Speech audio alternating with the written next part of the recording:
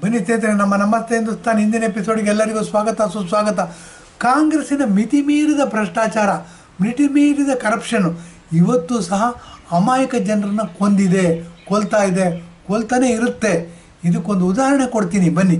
ಏನು ಅಂತಂದರೆ, ಸಿದ್ದರಾಮಯ್ಯನವರು ಕರ್ನಾಟಕದ ಮುಖ್ಯಮಂತ್ರಿ. ಅವರು OBC ಜನಾಂಗದಿಂದ ಬರ್ತಾರೆ. ಮತ್ತು ಅಹಿಂದ ಅಂತ ಪಾರ್ಟಿ ಮಾಡಿಕೊಂಡು ದೇವೇಗೌಡರು ಶಿಷ್ಯ ಆಗಿರ್ತಾರೆ. ಅವರು ರಾಮಕೃಷ್ಣ ಹೆಗಡೆ ಕಾಲದಲ್ಲಿ ಕನ್ನಡ ಕಾವಲು ಸಮಿತಿಯ ಅಧ್ಯಕ್ಷರಾಗಿರ್ತಾರೆ. ಏನು ಇಷ್ಟೆಲ್ಲ ಹೇಳ್ಕೋತಾ ಬಂದು ಮುಖ್ಯಮಂತ್ರಿ ಆಗಿದ್ದಾರೆ. ಬುದ್ಧಿವಂತ ಹ್ಯಾಟ್ಸ್ ಆಫ್. ಆದರೆ ಅವರೇನು ಮಾಡ್ತಾರೆ, ಎಷ್ಟು ಬುದ್ಧಿವಂತರು ಅಂತಂದರೆ ಟಿಪ್ಪು ಜಯಂತಿ ಮಾಡ್ತಾರೆ. ಟಿಪ್ಪು ಸುಲ್ತಾನ್ ನಾನು ಮುಂದಿನ ಜನ್ಮ ಅಂತಿದ್ದರೆ ಮುಸಲ್ಮಾನರ ಹುಟ್ಟಬೇಕು ಅಂತಾರೆ. ಯಾಕೆ ಅದು ಅವ್ರ ವೈಯಕ್ತಿಕ.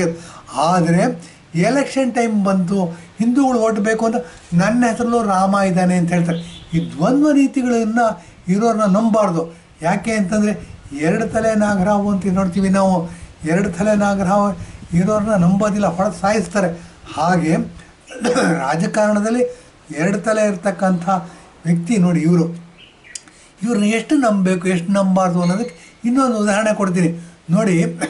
ನಮ್ಮಲ್ಲಿ ಏನಾಗಿದೆ, ಜಾತಿ ರಾಜಕೀಯ. ಕಾಂಗ್ರೆಸ್ನವರು ಜಾತಿಗಳ ಹಿಂದೂಗಳನ್ನ ಒಡೆದು ಏನು ಮಾಡ್ತಾರೆ, ತಮ್ಮ ಬೆಳೆನ ಬೇಯಿಸ್ಕೊತಾ ಇದ್ದಾರೆ. ಅದರ ಮುಂದುವರೆದ ಭಾಗನೇ ಏನಾಗಿದೆ, ವಾಲ್ಮೀಕಿ ಜನಾಂಗ ಅಂತ. ವಾಲ್ಮೀಕಿ ಜನಾಂಗಕ್ಕೆ ಯಾಕೆ ಮಹತ್ವ ಕೊಟ್ಟಿದ್ದಾರೆ ಅಂತ ಹೇಳಬೇಕಾಗತ್ತೆ. ವಾಲ್ಮೀಕಿ ನೋಡಿ, ರಾಮಾಯಣ ಬರೆದಿರ್ತಕ್ಕಂಥ ಕವಿ ವಾಲ್ಮೀಕಿ ಜನಾಂಗ ಅಂತಂದ್ರೆ ನಾಯಕರು ಅಂತ ಹೇಳ್ತೀವಿ. ಮಧುಕರಿ ನಾಯಕ ಇರ್ಬೋದು, ಬಿಚ್ಚಿಗತ್ತಿ ಭರಮಪ್ಪ ನಾಯಕ ಇರ್ಬೋದು. ಇವರೇನಾಗುತ್ತೆ, ನಾರ್ತ್ ಕರ್ನಾಟಕದಲ್ಲಿ ಜಾಸ್ತಿ ಜನ ಇದ್ದಾರೆ, ಮೈಸೂರಲ್ಲೂ ಇದ್ದಾರೆ. ನಾಯಕರು ಏನು ಅಂತಂದರೆ ಕರ್ನಾಟಕದಲ್ಲಿ ವೋಟ್ ಬ್ಯಾಂಕ್ ಅಂತ ನಾವು ತಗೊಳ್ತಾ ಹೋದರೆ ಮೊದಲನೇದಾಗಿ ಕುರುಬರು ಬರ್ತಾರೆ. ಕುರುಬರು ವೋಟ್ ಬ್ಯಾಂಕ್. ಸಿದ್ದರಾಮಯ್ಯನವ್ರ ಕ್ಯಾಸ್ಟು, ಅದರಿಂದನೇ ಅವ್ರು ಮುಖ್ಯಮಂತ್ರಿ ಆಗಿದ್ದಾರೆ. ಮತ್ತು ಆಟ ಆಡಬೇಕು, ಜಾತಿ ಆಟ ಆಡಬೇಕು. ಅದಕ್ಕೆ ಏನು ಮಾಡಿದ್ರು, ಬೆಂಗಳೂರಿನಲ್ಲಿ ಮೆಜೆಸ್ಟಿಕ್ಕಲ್ಲಿರ್ತಕ್ಕಂಥ ಸೆಂಟ್ರಲ್ ಇರ್ತಕ್ಕಂಥ railway station KSR railway station ಅಂತ ಮಾಡಿದ್ರು. ಕ್ರಾಂತಿವೀರ ಸಂಗೊಳ್ಳಿ ರೈಲ್ವೆ ಸ್ಟೇಷನ್ ಅಂತ ಮಾಡಿಬಿಟ್ಟು, ಇರಲಿ ಚೆನ್ನಮ್ಮನ ಕಾಲದಲ್ಲಿ ಸ್ವಾತಂತ್ರ್ಯ ಬ್ರಿಟಿಷರ ವಿರುದ್ಧ ಹೋರಾಡಿದ್ದ, ನಮಗೂ ಗೌರವ ಇದೆ, ಸುಮ್ಮನೆ ಇದ್ದೀವಿ. ಆದರೆ ಇವರೇನು ಮಾಡಿದ್ರು, ಈ ವಾಲ್ಮೀಕಿ ಜನಾಂಗದ ಬಗ್ಗೆ ಮಾತಾಡ್ತಿದ್ದೆ ನೋಡಿ. ವೋಟ್ ಬ್ಯಾಂಕ್ ಅಂತ ತೊಗೊಂಡ್ರೆ ವಾಲ್ಮೀಕಿ ಜನಾಂಗ ನಂಬರ್ 2 ಅಂದರೆ ಕರ್ನಾಟಕದಲ್ಲಿ, ಮತ್ತು ಸುತ್ತಮುತ್ತಲ ಆಂಧ್ರ ಪ್ರದೇಶದಲ್ಲಿರ್ಬೋದು, ತಮಿಳುನಾಡಿನಲ್ಲಿರ್ಬೋದು, ಬೇರೆ ಇದರಲ್ಲಿರ್ಬೋದು, ಸ್ವಲ್ಪ ಪ್ರಮಾಣದಲ್ಲಿದ್ದಾರೆ. ಕರ್ನಾಟಕದಲ್ಲಿ ನಂಬರ್ 2 ವೋಟ್ ಬ್ಯಾಂಕ್ ಇವರು. ಶ್ರೀರಾಮುಲು ಅಂತ ಅಂದ್ಬಿಟ್ಟು ನೋಡಿ, ಆತನ ಪ್ರಬುದ್ಧ ರಾಜಕಾರಣಿ. ಏನಾಗುತ್ತೆ, ಬಳ್ಳಾರಿಯಿಂದ ಬಂದಿದ್ದಾರೆ, ಭಾಳ ಇದು ಮಾಡ್ತಾರೆ, ಪ್ರಾಮಾಣಿಕರು ಹೌದು, ಒಳ್ಳೆಯ ಜನನೂ ಹೌದು. ಅವರು ಇವತ್ತಲ್ಲ ನಾಳೆ ಕರ್ನಾಟಕದ ಮುಖ್ಯಮಂತ್ರಿ ಆದರೂ ಆಗ್ಬೋದು. ಅವರು ಏನು ಮಾಡ್ತಾರೆ, ಆ ಜನಾಂಗದವ್ರನ್ನ ಇವರು ಈ ಮಟ್ಟ ಹಾಕಬೇಕು ಅಂತ ಅಂದ್ಬಿಟ್ಟು ಏನು ಮಾಡ್ತಾರೆ, ಡಿವೈಡ್ ಆ್ಯಂಡ್ ರೂಲ್ ಪಾಲಿಸಿ ಇದು ಮಾಡ್ಕೋತಾ ಏನು ಮಾಡ್ತಾರೆ, ಒಂದು ಹೊಸ ಆಟ ಹಾಕ್ತಾರೆ. ಹೊಸ ಆಟ ಏನು ಅಂತಂದರೆ, ವಾಲ್ಮೀಕಿ ಜನಾಂಗಕ್ಕೆ ಒಂದು ಅಭಿವೃದ್ಧಿ ಮಂಡಳಿ ಮಾಡ್ತಾರೆ. ಅಭಿವೃದ್ಧಿ ಮಂಡಳಿ ಮಾಡಿಬಿಟ್ಟು ಬಡ್ಜೆಟಲ್ಲಿ 187 ಕೋಟಿ ರೂಪಾಯಿ ಕೊಡ್ತಾರೆ. ಒಂದಲ್ಲ ಎರಡಲ್ಲ, 187 ಕೋಟಿ ರೂಪಾಯಿ ಕೊಡ್ತಾರೆ. 187 ಕೋಟಿ ರೂಪಾಯಿ ಕೊಟ್ಟರು ಈ ಕಾಂಗ್ರೆಸ್ನವ್ರು ಏನಂದ್ರೆ ಭ್ರಷ್ಟಾಚಾರ DNA ಒಳಗೆ ಸೇರ್ಕೊಂಡ್ಬಿಟ್ಟಿದೆ.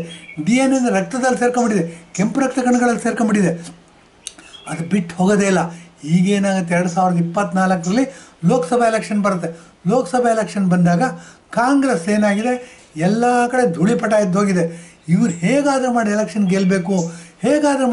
ಗೆಲ್ಲಬೇಕು ಅಂದರೆ ಏನು ಅಂತಂದರೆ, ನಾವು ಹಿಂದೂಗಳು ಇದ್ದೀವಿ ನೋಡಿ, ನಾವು ಭಾಳ ಭ್ರಷ್ಟರು. ನಾವು ವೋಟ್ಸ್ ಭ್ರಷ್ಟ ಆಗಿರೋದ್ರಿಂದ ರಾಜಕಾರಣಿಗಳು ಭ್ರಷ್ಟ ಆಗಿದ್ದಾರೆ. ಇದಕ್ಕೆ ಏನು ಮಾಡ್ತಾರೆ, ಆಂಧ್ರ ಪ್ರದೇಶದಲ್ಲಿ ಎಲೆಕ್ಷನ್ ಗೆಲ್ಲಬೇಕು ಅಂತ ಏನು ಮಾಡ್ತಾರೆ, 287 ಕೋಟಿ ರೂಪಾಯಿನ ಡೈವರ್ಟ್ ಮಾಡಬೇಕು ಅಂದರೆ ಏನು ಮಾಡ್ತಾರೆ, ಅಲ್ಲಿರೋ ಅಧಿಕಾರಿಗಳನ್ನ ಒಳಗೆ ಹಾಕಬೇಕು. ಚಂದ್ರಶೇಖರ್ ಅಂತ ಯಾರೋ ಅಧಿಕಾರಿ ಅಂತೆ, ವಾಲ್ಮೀಕಿ ಅಭಿವೃದ್ಧಿ ಮಂಡಳಿನಲ್ಲಿ ಆತ ಒಬ್ಬ ಅಕೌಂಟೆಂಟು ಏನೋ ಆಗಿರ್ತಾನೋ, ಒಟ್ಟು ಇಂಪಾರ್ಟೆಂಟ್ ಪೋರ್ಟ್ಫೋಲಿಯೋದಲ್ಲಿ ಇರ್ತಾನವನು. ಅವನ್ನ ಇದಿಟ್ಕೊಂಡು ಮೌಖಿಕವಾಗಿ ಅಂದರೆ ಓರಲ್ಲಾಗಿ ಅಂದರೆ ಬಾಯಿ ಮಾತಲ್ಲಿ ಆರ್ಡ್ರ್ ಕೊಡ್ತಾರೆ. 187 ಕೋಟಿ ರೂಪಾಯಿನ ಇಂಥ ಅಕೌಂಟಿಗೆ ಟ್ರಾನ್ಸ್ಫರ್ ಮಾಡೋಂಥ.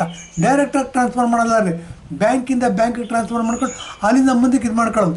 ಅಂದರೆ ನಮ್ಮ ಕೈಯಿಂದ ನಿಮ್ಮ ಕೈಗೆ ಹಣ ಕೊಟ್ಟೆ, ನಿಮ್ಮ ಕೈಯಿಂದ ಇನ್ನೊಬ್ಬರ ಕೈ ಕೊಟ್ಟೆ, ಅವರಿಂದ ಹಣ ತಗೊಳ್ಳೋದು. ಹಾಗೆ ದುಡ್ಡನ್ನ ಟ್ರಾನ್ಸ್ಫರ್ ಮಾಡ್ಕೊಂಡು ಇವ್ರೇನು ಮಾಡ್ತಾರೆ, ಆಂಧ್ರ ಪ್ರದೇಶದಲ್ಲಿ ಎಲೆಕ್ಷನ್ ಗೆಲ್ಲಬೇಕಿರುತ್ತೆ. ಆಂಧ್ರ ಪ್ರದೇಶದಲ್ಲಿ ಸೋತು ಹೋಗ್ತಾರೆ, ಅದು ಬೇರೆ ವಿಚಾರ. ಚಂದ್ರಬಾಬು ನಾಯ್ಡು BJP ಜೊತೆ ಅಲಿಯನ್ಸ್ ಮಾಡ್ಕೊಂಡು ಗೆದ್ದಿದ್ದಾರೆ, ಪ್ರಮಾಣ ವಚನ ತೊಗೊಂಡಿದ್ದಾರೆ. ಅದ್ರ ಬಗ್ಗೆನೂ ಒಂದು ಎಪಿಸೋಡ್ ಮಾಡಬೇಕಾಗುತ್ತೆ, ಮುಂದೆ ಯಾವಾಗಾದ್ರೂ ಮಾಡ್ತೀವಿ. ಏನಾಗುತ್ತೆ, ಹೀಗೆ ಇವರು 187 ಕೋಟಿ ರೂಪಾಯಿನ ಏನು ಮಾಡ್ತಾರೆ, ಟ್ರಾನ್ಸ್ಫರ್ ಮಾಡಿಸ್ತಾರೆ. ಯಾರು ಮೌಖಿಕ ಆದೇಶ ಕೊಟ್ಟರು, ಆರ್ಡಿನರಿ ವ್ಯಕ್ತಿ ಎಲ್ಲ ರೀ ಮೌಖಿಕ ಆದೇಶ ಕೊಟ್ಟಿರೋದು. ಅದು ನೋಡಿ 187 ಕೋಟಿ ರೂಪಾಯಿ. ಅದರಿಂದ it's a fit case to take over by CBI ತಗೊಳ್ಳೋದಕ್ಕೆ ಒಳ್ಳೆಯ ಫಿಟ್ ಕೇಸ್ ಅದು. 5 ಕೋಟಿಗಿಂತ ಜಾಸ್ತಿಯ ಭ್ರಷ್ಟಾಚಾರ ನಡೆದಿದ್ದರೆ CBI ತಗೋಬೋದು ಅಂತೆಲ್ಲ ಓದಿದ್ದು ನೆನಪು. 187 ಕೋಟಿ ರೂಪಾಯಿ ಇರೋದ್ರಿಂದ, ಮತ್ತು ಯಾವುದು ತುಂಬ ಪ್ರಭಾವಿ ವ್ಯಕ್ತಿ ಮೌಖಿಕ ಆದೇಶ ಕೊಟ್ಟಿದ್ದರಿಂದ ಟ್ರಾನ್ಸ್ಫರ್ ಮಾಡಿದ್ದಾನೆ. ಆ ಟ್ರಾನ್ಸ್ಫರ್ ಮಾಡಿದಂಥ ವ್ಯಕ್ತಿ ಆತ್ಮಹತ್ಯೆ ಮಾಡ್ಕೊಂಡ್ಬಿಟ್ಟಿದ್ದಾನೆ. ಅವ್ನಿಗೆ ಗೊತ್ತು ನಾನು ಮಾಡೋದು ಕಾನೂನಲ್ಲಿ ಅಪರಾಧ ಅಂತ ಅಂದ್ಬಿಟ್ಟು. ಪಾಪ ಸಂಭಾವಿತ ಇಲ್ಲಿ ಮೌಖಿಕ ಆದೇಶನ ಧಿಕ್ಕರಿಸೋಕ್ಕಾಗೋದಿಲ್ಲ. ಮತ್ತು ಟ್ರಾನ್ಸ್ಫರ್ ಮಾಡಿಸಿದ್ಮೇಲೆ ಕಾನೂನು ಬಾಹಿರ ಕೆಲಸ ಮಾಡಿದ್ದೀನಿ ಅಂತ ಹೀಗಾಗ್ಬಿಟ್ಟು ಆತ ಸತ್ತು ಹೋಗಿದ್ದಾನೆ. ಆತನ ಹೆಂಡ್ತಿನೂ ಇದು ಮಾಡಿದ್ದಾರೆ. ಯಾರು ಶಿವಮೊಗ್ಗ ಮೂಲದಂತೆ ಚಂದ್ರಶೇಖರ್ ಅಂತೆ ಕಂತೆಗಳು ಕೇಳ್ತಾ ಇದ್ವಿ, ನಾವು ನೋಡಿದ್ವಿ ಜ್ಞಾಪಕ.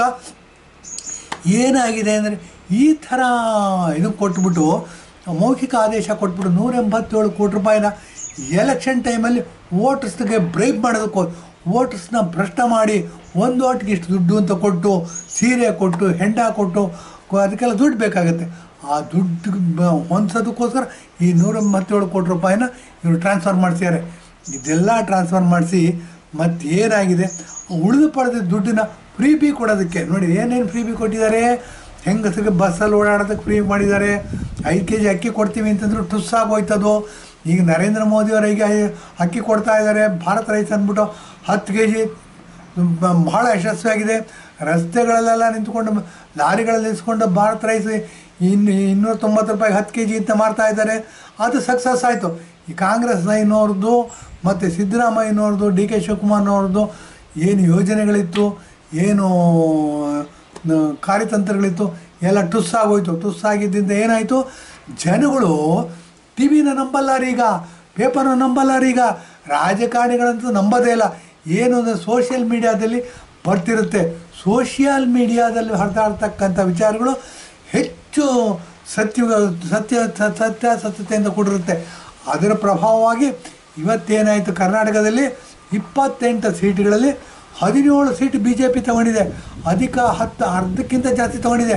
ಹಾಗಾಗಿ ಕಾಂಗ್ರೆಸ್ನವರು ಗಂಟು ಮೂಟೆ ಕಟ್ಟಿಕೊಂಡು ಜಾಗ ಖಾಲಿ ಮಾಡಬೇಕಾದಂಥ ಅನಿವಾರ್ಯವಾದ ಪರಿಸ್ಥಿತಿ ಉಂಟಾಗಿದೆ. ಮತ್ತು JDS ಜೊತೆಗೆ ಅವರು ಹೊಂದಾಣಿಕೆ ಮಾಡಿಕೊಂಡಿದ್ದು ಏನಾಗಿದೆ, 21 ಸೀಟ್ನ ಗೆದ್ದಿದ್ದಾರೆ. ಹೀಗಾಗಿ ಕಾಂಗ್ರೆಸ್ ಮೂಲೆ ಗುಂಪಾಗಿ ಹೋಗಿದೆ, ಧೂಳಿಪಟ ಆಗೋಗಿದೆ. ಇವರು ಇನ್ನೇನು ಆಟ ಆಡೋಕ್ಕಾಗೋದಿಲ್ಲ. ಏನು ಫ್ರೀ ಪಿಗಳು ಕೊಟ್ಟಿದ್ರು, ಲೋಕಸಭೆ ಎಲೆಕ್ಷನ್ನ ಗೆದ್ದು ಬಿಡ್ತೀವಿ, ಆಮೇಲೆ ಹೆಂಗೋ ಮ್ಯಾನೇಜ್ ಮಾಡ್ಬೋದು ಅಂದ್ಕೊಂಡಿದ್ರು, ಅದು ಸೋತು ಹೋಗ್ಬಿಟ್ಟಿದ್ದಾರೆ. ಹೀಗಾಗಿ ಏನಾಗಿದೆ, ಇವರು ಪಾತಾಳಕ್ಕೆ ಹೋಗ್ಬಿಟ್ಟಿದ್ದಾರೆ. ಪಾತಾಳಕ್ಕೆ ಹೋಗಿರೋದ್ರಿಂದ ಏನಾಗಿದೆ, ಇವ್ರದ್ದು 187 ಕೋಟಿ ರೂಪಾಯಿನ ಟ್ರಾನ್ಸ್ಫರ್ ಮಾಡಿಸಿದಾರಲ್ಲ, ಅದನ್ನು ನಾನಲ್ಲ ಅಂತ ಪ್ರೂವ್ ಮಾಡೋಕ್ಕೆ ಹೊರಟಿದ್ದಾರೆ. ಏನು ಅಂತಂದರೆ ಸಣ್ಣ ಪುಟ್ಟ ಸ್ಟೇಟ್ಮೆಂಟ್ಗಳು ಕೊಡ್ತಾರೆ ಪೇಪರ್ಲಿ, ಇವೆಲ್ಲ ಸುಳ್ಳು ರೀ. ಏನು ಅಂದರೆ 187 ಕೋಟಿ ರೂಪಾಯಿ ಟ್ರಾನ್ಸ್ಫರ್ ಮಾಡಿರೋನು ಅಧಿಕಾರಿ ಸತ್ತು ಹೋಗಿದ್ದಾನೆ. ಮೌಖಿಕ ಆದೇಶದ ಮೇಲೆ 187 ಕೋಟಿ ರೂಪಾಯಿ ಮೌಖಿಕ ಆದೇಶ ಮೇಲೆ ಟ್ರಾನ್ಸ್ಫರ್ ಮಾಡಿದ್ದಾನೆ ಅಂದರೆ ಆತ ಮುಖ್ಯಮಂತ್ರಿನೇ ಆಗಿರಬೇಕು. ಇದನ್ನು ನಾವು ಹೇಳ್ತಿಲ್ಲ ಸ್ವಾಮಿ. ನೋಡಿ, ಪೇಪರ್ ಬಂದಿರತಕ್ಕಂಥ ಸ್ಟೇಟ್ಮೆಂಟ್ ಯಥಾವತ್ತಾಗಿ ಇಲ್ಲಿ ಹಾಕ್ತಾಯಿದ್ವಿ, ದಯವಿಟ್ಟು ನೋಡಬೇಕು. ಮೈಸೂರಿನಲ್ಲಿ ಬಹಳ ಪ್ರಸಿದ್ಧವಾಗಿರ್ತಕ್ಕಂಥ ಲೋಕಲ್ ನ್ಯೂಸ್ ಪೇಪರ್, ಆ ನ್ಯೂಸ್ ಪೇಪರ್ ಬಂದಿರತಕ್ಕಂಥ ರಿಪೋರ್ಟ್ನ ಯಥಾವತ್ತಾಗಿದ್ವಿ. ಅದೇನು ವಿರೋಧ ಪಕ್ಷದ ನಾಯಕರಂತೆ ಅಶೋಕ್ ಅಂತ ಇದ್ದಾರೆ ಅಂತ ಹೇಳ್ತಾರೆ. ಅವ್ರು ಹೇಳಿದ್ದಾರೆ A1 ಆರೋಪಿ ಸಿದ್ದರಾಮಯ್ಯನವರು ಕರ್ನಾಟಕದ ಮುಖ್ಯಮಂತ್ರಿ. ನಾವು ಹೇಳ್ತಾ ಇದ್ವಿ, ಯಾವಾಗ 5 ಕೋಟಿ ರೂಪಾಯಿಗಿಂತ ಜಾಸ್ತಿ ಆಗುತ್ತೆ ಆರ್ಥಿಕ ಭ್ರಷ್ಟಾಚಾರ, CBI ಆ ಕೇಸ್ನ ಟೇಕ್ ಓವರ್ ಮಾಡ್ಕೊಳುತ್ತೆ. CBI ಎನ್ಕ್ವೈರಿ ಆಗಬೇಕು. ಯಾರೇ ತಪ್ಪಿಸಿದ್ರು ದೇಶದಲ್ಲಿ ಕಾನೂನಿಗೆ ಮರ್ಯಾದೆ ಕೊಡಬೇಕು, ರಾಜಕಾರಣಿಗಳು ಜಾಸ್ತಿ ಮರ್ಯಾದೆ ಕೊಡಬೇಕು. ಮತ್ತು ಕಾನೂನು ಎಲ್ಲರೂ ಒಂದೇ, ಯಾರೂ ಸಹ ಕಾನೂನಿನಿಂದ ತಪ್ಪಿಸ್ಕೊಳ್ಳೋಂಗಿಲ್ಲ. ಕಾನೂನು ಬದ್ಧವಾಗಿ ಇದರದ್ದು ಎನ್ಕ್ವೈರಿ ಆಗಲಿ, ತಪ್ಪಿಸಿದ ಶಿಕ್ಷೆ ಆಗಲಿ ಅಂತ ಹೇಳ್ಬಿಟ್ಟಿದ್ದೇನೆ. ಎಪಿಸೋಡ್ ಮುಗಿಸ್ತಾ ಇದ್ದೀವಿ. ಧನ್ಯವಾದ, ನಮಸ್ಕಾರ.